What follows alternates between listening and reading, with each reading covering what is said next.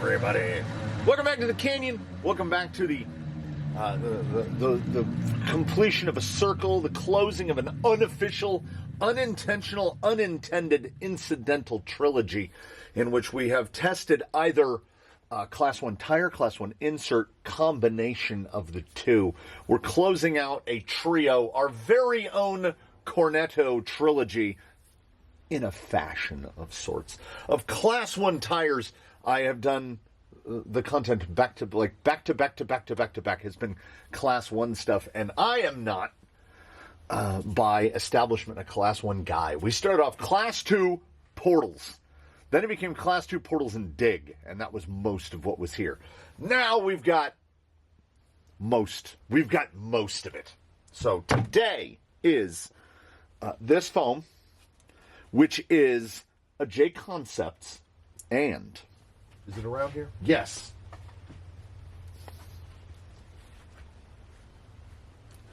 That is the same. I wanted to answer this question to myself, and you don't even know what question I'm asking, which is, this one has little dots of dust from the vent holes because it's been used. This is the foam from a 419 Class 1 Tusk, and this is the foam from a 419 Class 1 Megalithic. So today, as I can smell them from a distance, today, the topic of today's discussion is indeed the Class 1 JConcepts Megalithic in green compound. It's the only compound they do for crawler tires. They have many other compounds, but the Megalithic recently, and I think wildly, I don't want to get into the politics of it.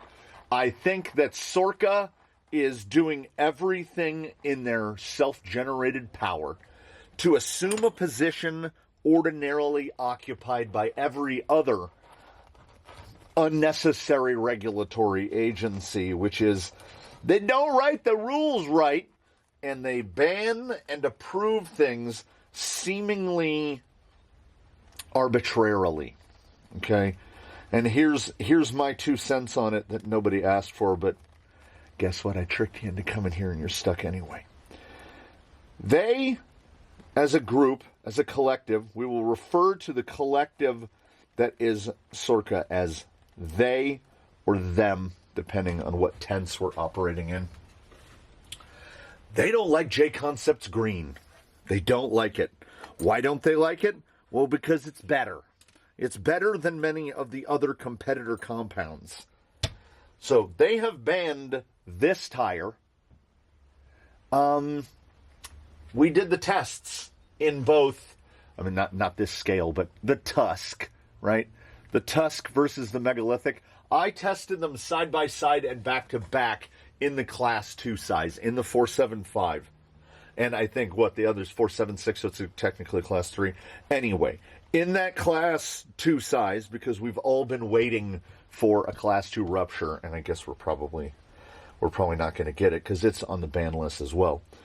So Sorca fairly recently, relative to the filming of this, and honestly, in between the time that I ordered these and received them is when Sorca decided to go ahead and ban the Megalithic. I think if Sorca had been quicker with the ban hammer, I don't know if we ever would have seen the Class 1 Megalithics. I think JConcepts would have just been like, well, they just hurt our market. Or alternately, maybe we would have.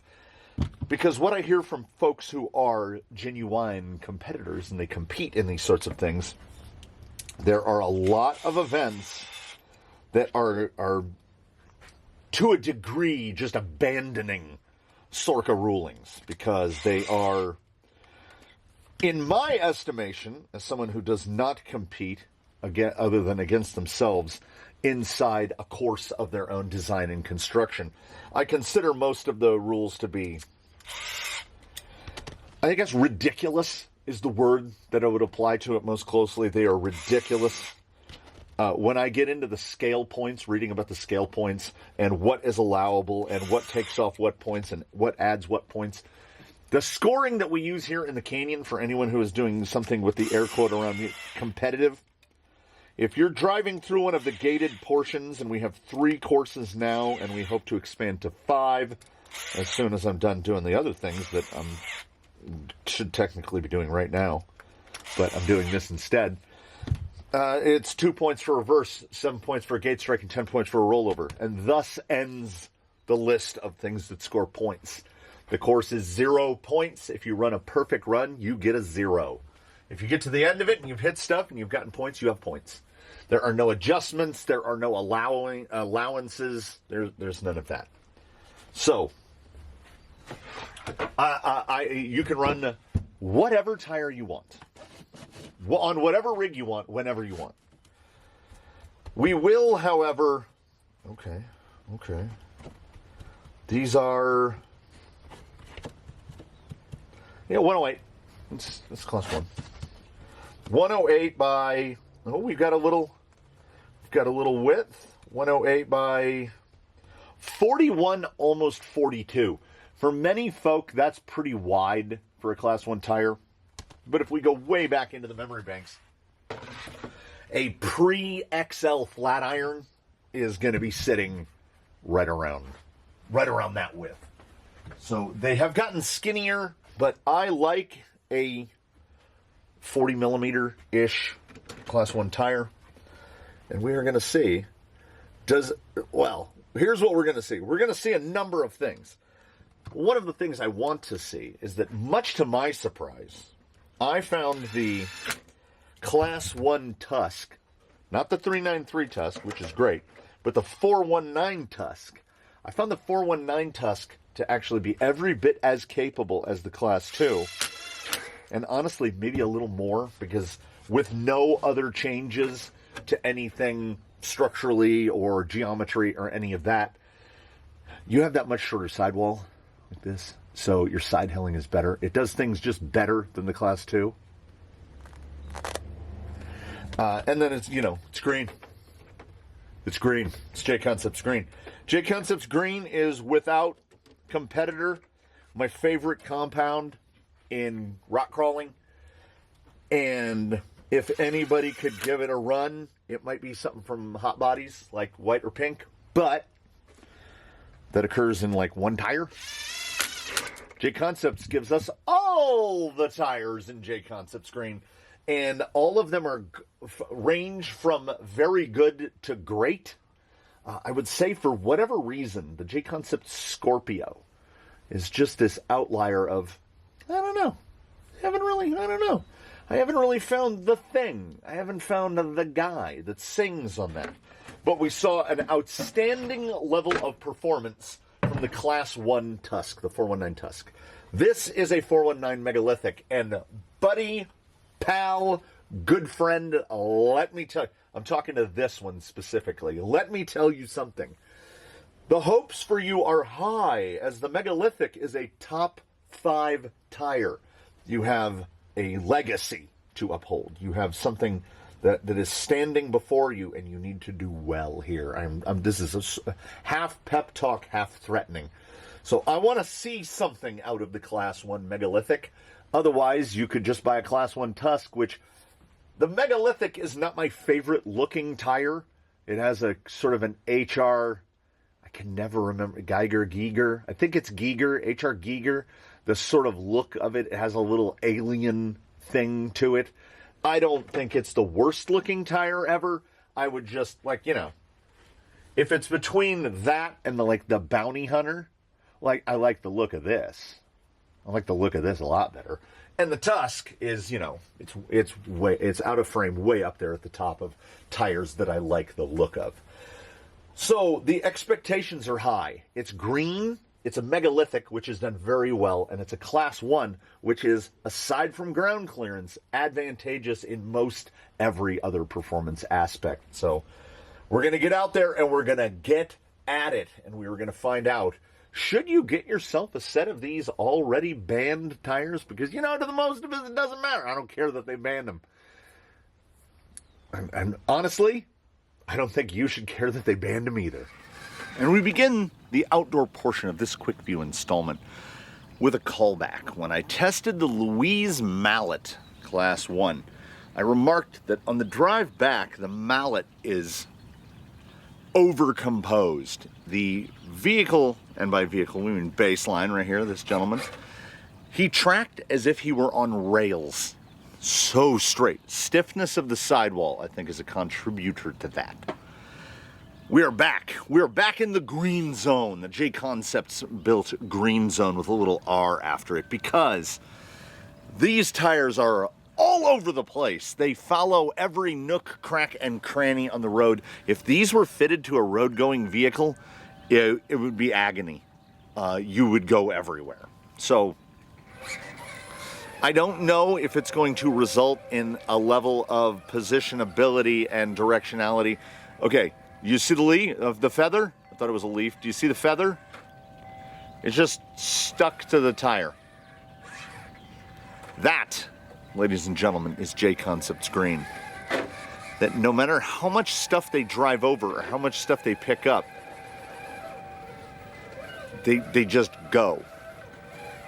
If there's not something mechanical impeding forward progress, these tires will just go there.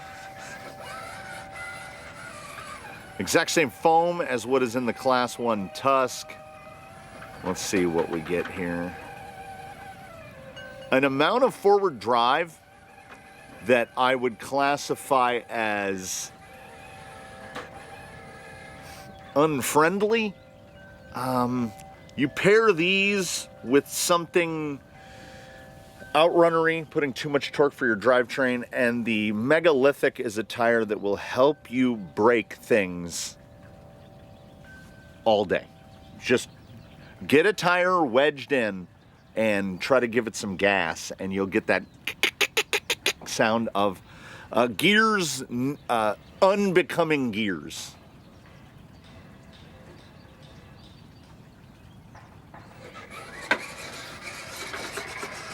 These are quite literally something else in terms of drive. I think it could make this. I think with a little more wheel speed, I'm trying to get it at the lowest input speed. I'll call that. It was a little off the point, but as I say, what do I say about going as far right as possible? Well, let's go really far right. We are very, I apologize for yelling, we are very early in to a quick view of this tire.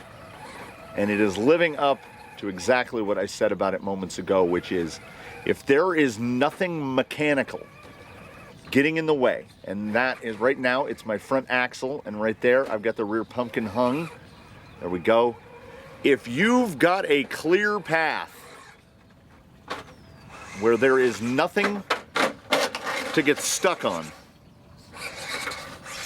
these will go there. They grab so hard that you almost would never have to get up and go and pick your vehicle up. Now, they are still megalithics, which the tread is, I don't know. I guess it was what they were going for. I don't know why we didn't just get a Class 1 or Class 2 rupture to begin with. Anyway, probably try to skirt the ban as long as they could. I don't know. I don't like that Sorka is influencing decisions to that degree. But it's not a 98 tire. The Megalithic is not a 98 tire. That is it's not a 90, it's a 96.5, but, well, or a 9.65. But we only do tenths here. So we round up, and in pure forward drive, we call this a 9.7 because whatever we want it to do, it will do it. Watching this guy make a broad sweeping turn on the dirt ground is just watching little rocks and sticks and pebbles just fly out from under the wheel wells.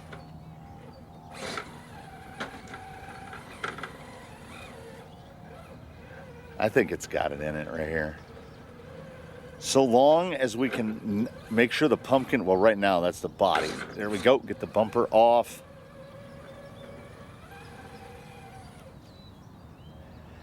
We have momentary hesitations, and we've got hang-ups due to lower clearance. But my goodness.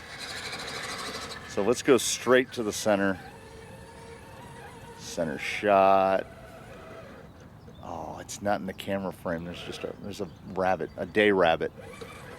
I got distracted by the day rabbit. Again, that's bumper. Get that bumper off. Over, a little more. Catch it right here. That's rear pumpkin in. Move it over right there. Again, a callback again. I talked about this with regards to the mallet. If a tire will do what you want it to do, even if it doesn't have the maximum amount of grip or drive, that is to be sought after. Like, I want a tire that not behaves. Okay, behaves. I tell you, go here, tire says, okay. Even if it does it without the most forward drive and the most outright pure grip. The Megalithic trades that.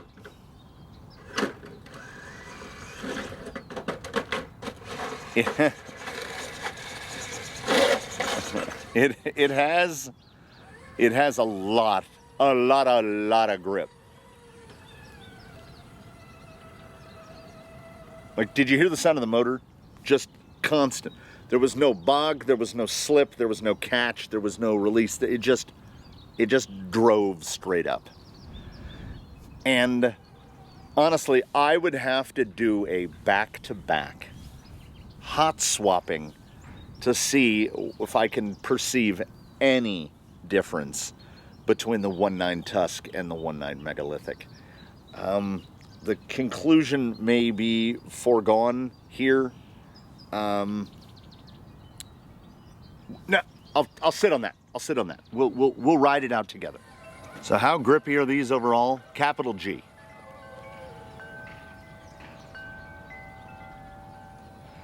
The G is for green. The G is for grippy. Show me that little slip. Show me a little slip. Always well performed. Cut back, cut back. There's nothing on those top two. Nothing. There is a maneuverability. To give the benefit of the doubt where potentially no doubtful benefit is due, my brain is kind of filling in. It's filling in blanks of 4.19 Tusk, 4.19 Megalithic. There is a sort of enhanced maneuverability to these. I don't know if there's explicitly more just pure outright forward drive. One would think, by looking at them, you would think, oh yeah, that tire's gonna pull like a train. It's very close there. It's the lateral. It's the way you can manipulate them and move them. Yeah, they're fulfilling a destiny, I think. And this is shaping up to be yet another of those marker-free Quickviews, because it is so similar.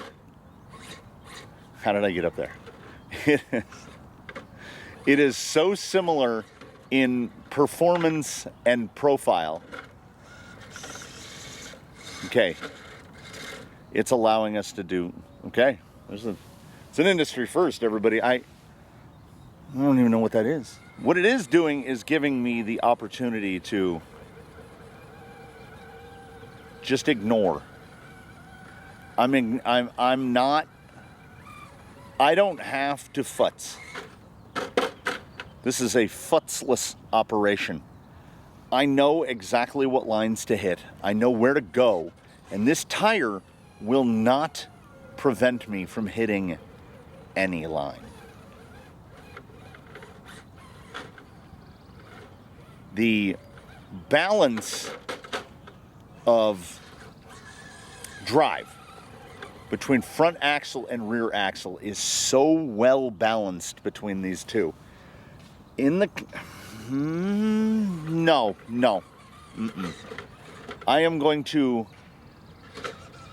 bucket chair that thought, and I am going to continue to sit on it. I'm just going to hit the usual paces at the usual places and bask in the fact that, a little more, right there, the fact that this tire is so predictable and is providing such an excess of not just the forward drive. Look how sharp that came back around, but in maneuverability.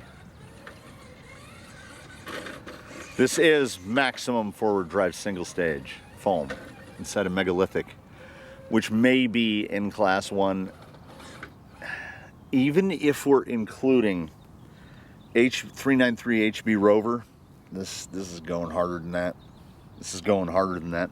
Now my 393 Rovers are in pink. They're not in the Ultra Super Mega Soft. They're in just the soft. I don't know if that matters. The amount of turn in here. Not quite enough to single shot it, but we can go right here. We can bring it around. It's not just drama free. It's predictable to a point that is difficult to quantify. This tire has not gotten out of shape once. We ended up upside down up against the fence at the Beast because I underestimated. I was like, nah, it's not going to grab that. I can just steering wiggle my way out of this. And it was like, no, I'm going to flip you over. I'm going to put you on your lid because you did it to yourself. Well, at the same time, problems. Problems are all mental. Problems are all self-generated and self-imposed. Normal side, or hard side as we call it. Get the pumpkin back a little farther. See, so much. I underestimated again. Just like these pull harder than ruptures, and I mean, even if size is not a factor, this pulls harder than the 5-inch, the 1.9 rupture. I don't know how, but it's doing it. It's just, in terms of forward drive,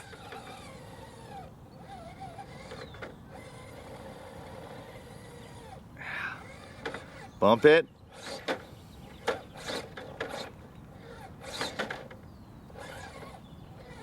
Little oblique bump, just straightens it right out.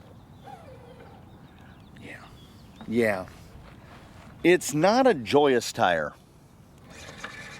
Of this trilogy that occurred in very close proximity to each other, the Mallet, the Louise Mallet, was the tire with the most joy in it.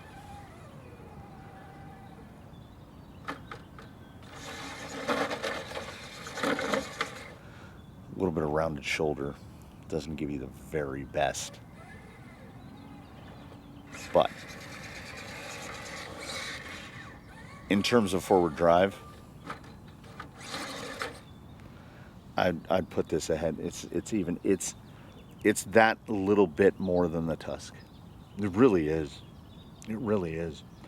And I have very recent memories of driving the Class 1 Tusk on this rig, both with the single stage foam and with Injora silicone Class 1 inserts, and this is the most grip I've seen in a quote unquote modern tire.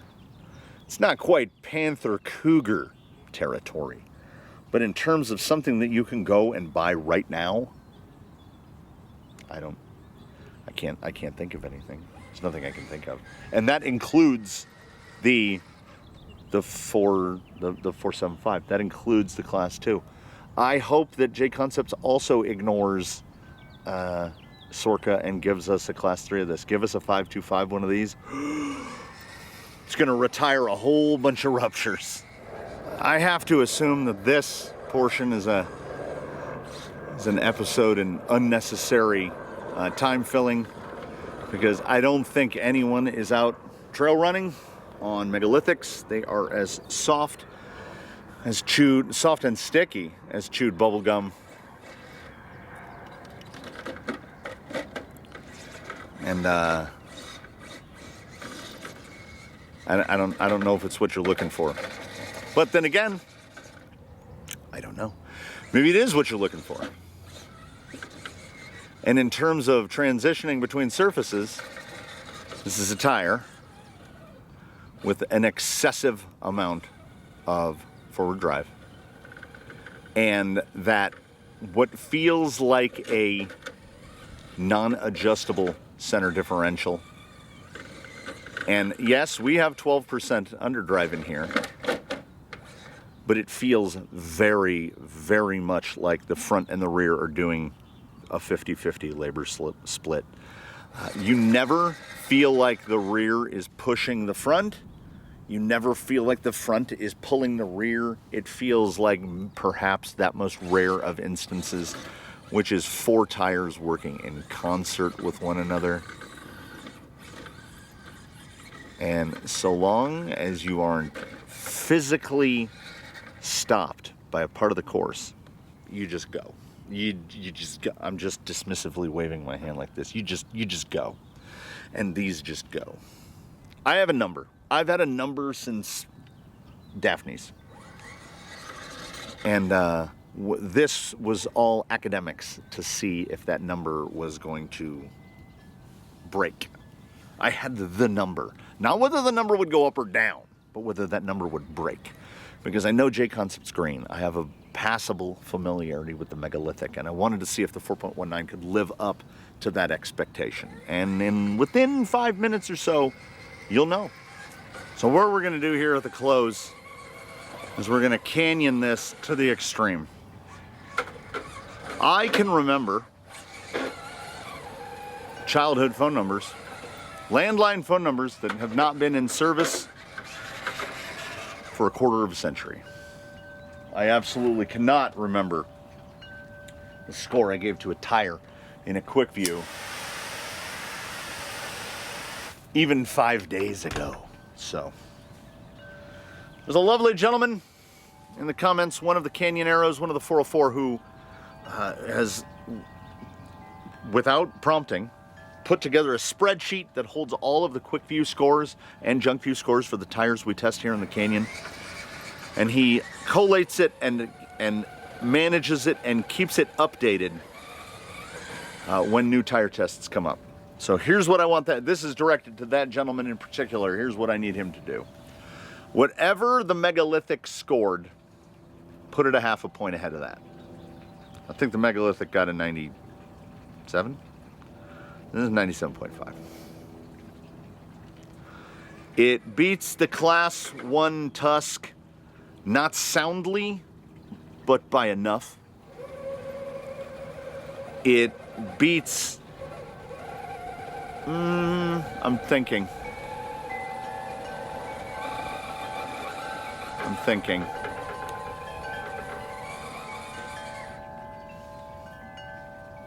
I think it beats every class 2 tire. What do I say when you're lying? Your eyes go up into one direction, and when you're trying to recall memory, they go up into the other direction. I don't know which one is which, but I can tell you this: I'm not lying.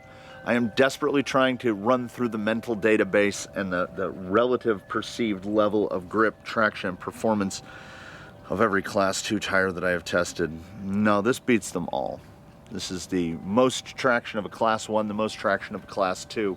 It is the most traction of things tested, say, bar 1 or 2. Basically, this tire should be sitting at about 3rd on the overall tire leaderboard. They are that good. And they are good enough to a point where a part of me sort of understands why they would ban list this tire. Because, yeah, if you sat down and you gathered up a collection of your favorite Class 1 tires, this would probably beat them. It might beat all of them. And then everybody's running megalithics, I guess. So I mean, take pride, I guess. The megalithic in Class 2 and Class 1 got banned because it's too good. Now, I think that comes down to JConcepts green compound. If you stole the molds and you filled this with some other competitor's compound, I don't think it's as good. I think this is a combination of effects. So I don't want to second guess or prejudge or any of that stuff. But this is the Class 1 tire to beat. I don't know who's going to get close to this. I can't think of anything. The light on the microphone is blinking, which means that the battery that I haven't charged in the calendar year of 2024 is finally going dead. So you will be blissful in the knowledge that you can go back to other tasks. So I will take this last few moments. Thank you so much for watching. Invite you to tune in for whatever we have next. If you have any opinions on Sorka, positive or negative, please do put them in the comments. I love that kind of stuff. Thanks so much for dropping by the canyon, everybody. We'll see you here next time. And now I got to figure out who's getting these, because these are proper good. Way better than I thought they'd be. Too good, almost. And in Sorka's ruling, too good indeed.